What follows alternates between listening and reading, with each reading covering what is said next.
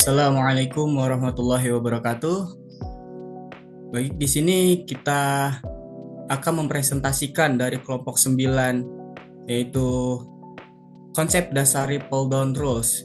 Dan kelompok 9 ini beranggota dua. Yang pertama ada Michael Antonius dan saya Muhammad Syafiq Taubah. Baik, berikutnya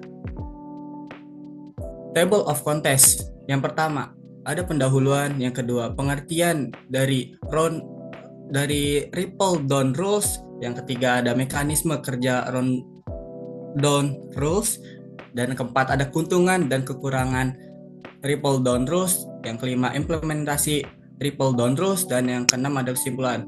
Baik, yang pertama akan saya jelaskan pendahuluan.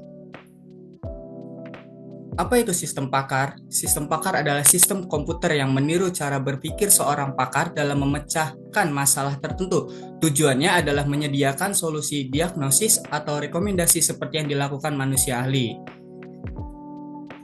Berikutnya, baik, tantangan akuisisi pengetahuan tradisional.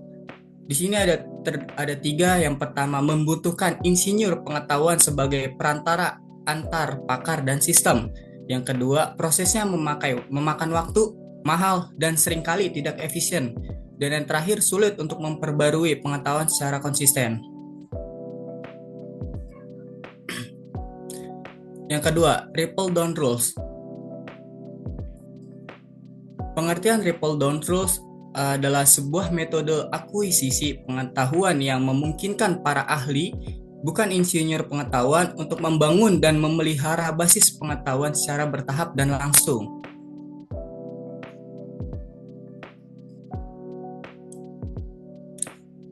Ciri dan konsep Ripple Down Rules. Ciri khasnya yang satu adalah incremental, adalah pengetahuan ditambahkan sedikit demi sedikit, kasus per kasus. Yang kedua, langsung oleh pakar, yaitu pakar dapat memperbarui kesalahan atau menambahkan pengetahuan baru secara real time. Konsep dasarnya itu berbasis pada prinsip aturan dengan pengecualian disusun dalam struktur pohon. Saya lanjutkan dengan mekanismenya. Di sini kalau kita lihat mekanismenya secara sederhana itu ada tiga, yaitu eksekusi, koreksi, dan penambahan. Nah, kalau kita lihat ini di diagramnya, jadi secara sederhana dia misalnya ada case A tambah B itu hasilnya adalah X. Nah, suatu saat jika ada kasus lain di A tambah B dan tambah C, hasilnya kan bukan X. Nah, seperti itu adalah yang menginterpretasi mengasih kesimpulan lain kalau A tambah B dan tambah C itu adalah Z. Sederhananya seperti itu. Dan lalu nanti akan menjadi landasan kasus baru atau cornerstone case di mana A tambah B tambah C akan menjadi sama dengan Z. Fungsinya ini atau memastikan tapi A tambah B itu dipastikan tidak akan berubah hasilnya, yaitu X. Nah, kalau kita lihat penerapannya, jika gejala A itu sama dengan flu, terus ada tambahan lagi jika gejala A dan B, maka hasilnya adalah DBD. Tapi kalau misalnya gejalanya cuma A doang, kita lihat di aturan 3, itu bakal balik ke defaultnya, itu adalah flu. Nah, kurang lebih akan seperti itu mekanismenya.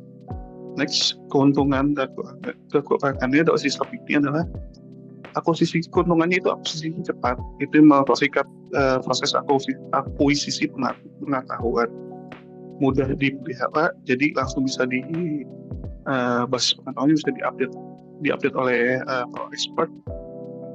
Konsisten, mekanisme kasus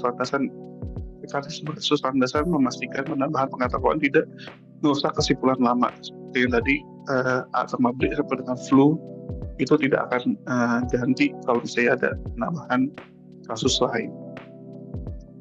Skalabilitas kinerja sistem tetap baik meskipun jumlah aturan banyak.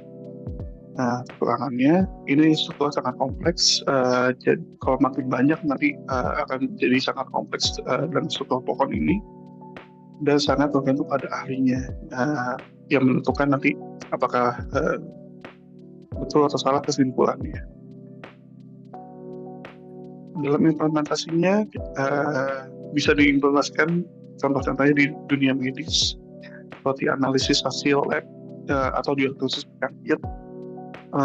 Dalam bidang keuangan memvalidasi aturan kompleks dalam pinjaman atau asuransi. Industri juga bisa dengan pemantauan kontrol produksi seperti dalam kualitasnya.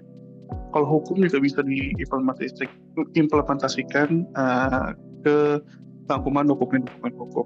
Ada ini ada juga saya masuk studi kasus sedikit kecil, kayak pengembangan sistem untuk mendiagnosis penyakit umum pada tanaman. Jadi kalau expert nanti mulai dengan aturan dasarnya, lalu nanti dikembangkan spesifik penyakit langkahnya, lalu secara bertahap diupdate terus basis pengetahuannya sehingga menjadi sistem yang utuh.